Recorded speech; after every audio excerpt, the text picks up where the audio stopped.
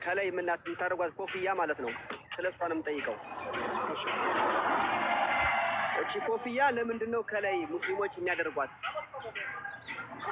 በታች ግን ነው የሚደረገው። ከላይ ካልሆነ የት ነው የሚደረገው ታዲያ? ሌላ ቦታ እንዴ? እኮ ትርጉሙ ምንድነው ነው? ትርጉሙ ምንድነው? ትርጉም የለውም። ጭንቅላትን መሸፈን ብቻ ነው እንዴ? ትርጉም ሳይኖረው እንዴ ዝም ብሎ ይደረጋል? ትርጉም የለውም። ኖ በትክክል መልስልኝ ኡስታዝ። ያልፋል። አንደኛ ነገር ጠይቀሃል አይደለ? ከጠየቅ በኋላ ያው መልሱን መጠበቅ ነው ያለው። ነገር ምንድነው? አንዳንድ ነገሮች ሸሪዓዊ የሆኑ ነገሮች አሉ። ሁለተኛ ባህላዊ የሆኑ ነገሮች አሉ። በባህል ደረጃ የሚለበሱ ነገሮች ማለት ነው። ተግባባን? ኮፍያ ማድረግ ኮፍያ ብቻ አይደለም፣ የትኛውም ጭንቅላትን የሚሸፍን ነገርን ማድረግ በሸሪዓችን ተወዳጅ ተደርጎ የተወሰደው ለምንድን ነው ሲባል ለምሩአ ነው። ኸላስ በፊትም የተለመደ ነገርም ስለነበር ሰዎች የሚለብሱት ስለነበረ ነው እንጂ ኮፍያ ያደረገ ሰው 15 አጅር አለው፣ ኮፍያ ያወለቀ ሰው 10 አጅር አለ የሚል ነገር የለም። እስከዛሬ ድረስ ኮፍያ አድርጌ ስንቴ ነው ያያችሁ? በጣም ጥቂት ጊዜ። እንዲሁም ቪዲዮ ላይ ሁላ ኮፍያ ካደረግኩኝ እናገራለሁ። ተግባባን? ለምን ሲባል ሸሪዓ አይደለም ኮፍያ ማድረግ፣ ዲን አይደለም ኮፍያ ማድረግ። ወላኪን ኮፍያ ማድረግ ለምንድን ነው ሲባል የተለመደ ባህል ነበር። በዚያ ጊዜም ኮፍያ የሚያደርጉ ሰዎች የተለመደ ባህል ነው፣ ይለበሳል። ከሸሪዓችን ጋር ምንም የሚጋጭ ነገር የለው፣ የሚጋጭ ነገርም የለው። ለዚያ ነው እንጂ ምንም አዲስ የሆነ ሳይንስ ምናምን ነገር የለው። አብሽር ተግባባን? አንድ እሱ ነው። ተግባባን? ይኸውልህ እንትን ነው ታውቃለህ፣ ወደ ስራ እየሄዱ ነው እና ሰርቪስ እየጠበቁ ስለሆነ እና ትንሽ ይኸውልህ አሁን ምን መሰለህ ጥያቄዎችን ትርጉም አልባ አደረግብኝ። ምክንያቱም አንተም ማታውቃቸው ነው የመሰለኝ። ለምን? እሺ ያልተካወቃቸው ንገረኝ። ይኸውልህ ለምሳሌ እኛ ይሁዶች እናደርጋለን ታውቃለህ። የእኛ ይቱ ትንሽ ናት፣ የእናንተ ደግሞ መጠኑን ጨመር አድርጋችሁ ያደርጋችሁት፣ ሰፋ አድርጋችሁ ማለት ነው። በደንብ አትልቃችሁ። እናንተ ሀገር ፀሐይ የለም፣ ለዚያ ነበር እዚህ ጋር እንትን ያደረጋችሁት፣ ትንሽ የፖይንት ነገር ያደረጋችሁት። አረቦች ደግሞ ፀሐይ ያላቸው፣ ለዚያ ነው ሰፋ ያደረጉት። እንዴ ምን አይነት ቀልድ ነው የያዛችሁት? ወላሂ ያልፋል። ወላሂ በጣም በውስጤ እያሳቀኝ ነው። ላለመሳቅም ስሞክር ነበር ግን አልቻልኩም።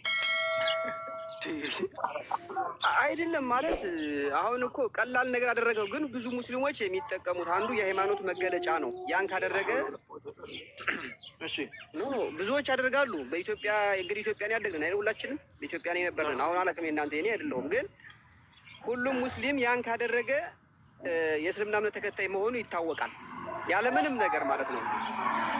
ስለዚህ ስለ እሱ በቂ ማብራሪያ ትሰጠኛለህ ብዬ ነበር፣ አልሰጠኝም።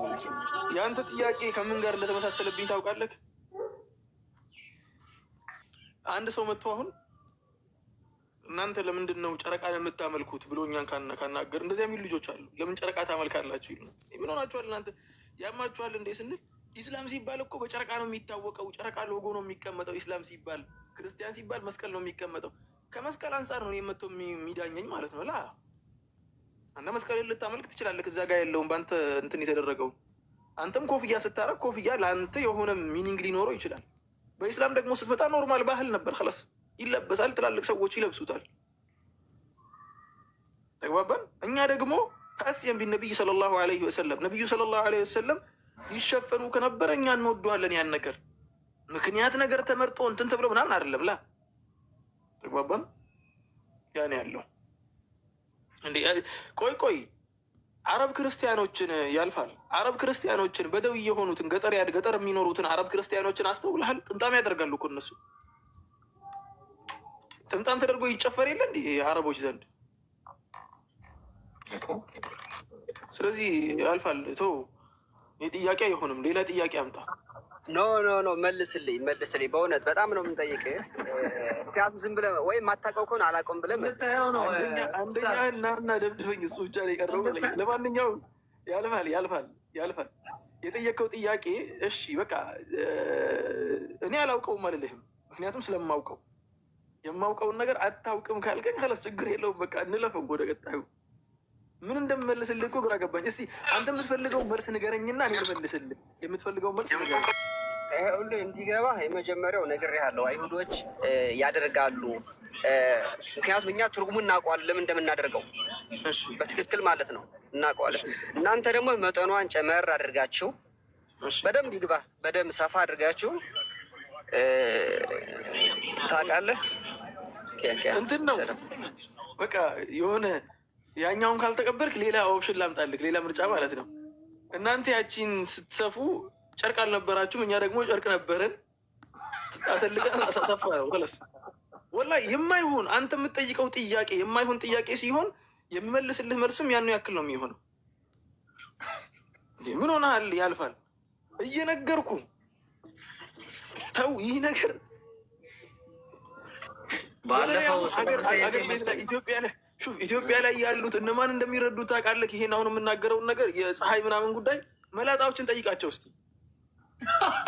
በደንብ ይነግሩሃል ያለውን ነገር። ያልፋል። ስለዚህ ተው፣ እንዲህ አይነት ጥያቄ አትጠይቅ። ከባድ ነው። አንዴ ምን ብለው ጠየቀኝ መሰለህ? ስለ ጁማ ልክ ምንትና ሲጠየቁ የነበሩትን ዑመር ረዲየላሁ አንሁ እንግዶች መጥተው የጠየቁት አለ አይደለ? እሱን ጠየቀኝ። ከዛ ደግሞ በቃ ቢያ የሆነ አንጻራዊ ጥያቄ ነው እና አይሁዶች ሲያደርጉ የነበረውን ነገር ከኛ ጋር የሆነ ነገር አያይዞ ነው የሚጠይቀው እና ሊትራሊ በቃ በዛ ዘመን የነበረውን ነገር ነው የሚያስታውሰኝ ሲጠይቅ ምናምን የሆነ ግን እዚህ ግባ። ዛሬ ግን የዛሬ ጥያቄ ግን ይደብራል እውነት ወላሂ። እኔ አሁን ቅድም እንትን ስትለኝ አይሁዶች ነቢዩ ሰለላሁ ዐለይሂ ወሰለም የሚጠይቁትን ጥያቄ ነው የሚጠይቀው ስትለኝ የሆነ ትልቅ ነገር አስቤ ነበር። በቃ የሆነ ትልቅ ጥያቄ ነው የሚጠይቀኝ። ምን አይነት ጥያቄ ይሁን? ጥያቄው ኢንሻአላሁ ተዓላ በቃ በቁርአንና በሐዲት አድርጌ መልሳለሁ። እንኳን በቁርአንና በሐዲት እኮ በሎጂክ ራሱ እኮ የሚያስኬድ ጥያቄ እኮ አይደለም ይሄኛው ጥያቄ። ያልፋል። ተው መጀመሪያ ስንገናኝ አመሰግናለሁ። ያው ጥያቄውን አልመለስከውም። ሌላ ጊዜ ኢብራሂም አመሰግናለሁ። ታስገባኛለህ ሌላ ጊዜ። እግዚአብሔር ያክብርልኝ። እግዚአብሔር ይላሉ እንዴ? ያህዌ ነው። ያልፋል ይጣራልን። እግዚአብሔር ካለ ይጣራል። ለማንኛውም አላህ ኸይር ያደርገው። ይጣራ።